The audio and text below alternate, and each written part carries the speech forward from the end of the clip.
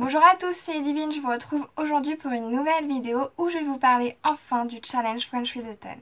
Comme vous savez, c'est le challenge que j'attends le plus dans l'année, 2 fois par an, l'été et l'hiver. C'est vraiment mon challenge, le seul que je fais quasiment. Du coup, enfin, Anaïs et Adrien ont annoncé que le challenge allait bien avoir lieu cette année et ce sera donc du 19 décembre au matin minuit au 25 décembre le soir minuit. Pour ceux qui ne connaissent pas, le challenge est donc de livres entre 4 et 7 livres maximum, en les choisissant évidemment dans une liste de 8 thèmes. Un livre est égal à un thème. Je ne vais donc pas m'attarder plus que ça sur les règles. Si vous avez un blog ou une chaîne YouTube, il vous suffit de faire une vidéo ou un article pour officialiser votre participation au challenge.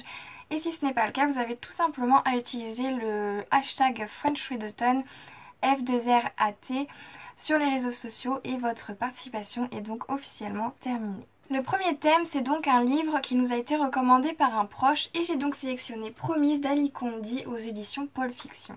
Pour le second thème, nous avons un livre dont on ne connaît absolument rien à l'histoire et j'ai donc choisi Combien de fois je t'aime de Serge Joncourt aux éditions J'ai lu. Pour le thème numéro 3, il nous faut un livre choisi au hasard dans notre pile à lire et j'ai donc choisi L'Alchimiste de Paulo Coelho aux éditions Anne Carrière. Pour le quatrième thème, c'est un livre qu'un booktuber nous a fait acheter et j'ai donc choisi After d'Anatode, la saison 1 aux éditions Hugo Roman et c'est évidemment un livre que beaucoup de booktubers nous ont présenté et conseillé et donc je vais enfin peut-être pouvoir le découvrir. Pour le cinquième thème, il vous faut un livre avec une couverture qui contient soit du blanc, du doré ou de l'argent. Celui qui correspondait le plus dans ma pile à lire, c'était donc Angers Démon de Dan Brown aux éditions JC Lattès. Concernant le sixième thème, c'est donc un livre avec une histoire qui a lieu en hiver et celui qui correspondait le mieux d'après moi, c'était donc L'étrange voyage de Monsieur Daldry aux éditions Robert Laffont de Marc Lévy. C'est un livre qu'une abonnée m'avait conseillé de lire en décembre, il me semble que c'est Laurie et je suis désolée si c'est pas toi Laurie, mais il me semble. Et effectivement, quand on s'intéresse un peu à la quatrième de couverture et au résumé, on se rend compte que ça se passe la veille de Noël, donc évidemment c'est en hiver et c'est en décembre.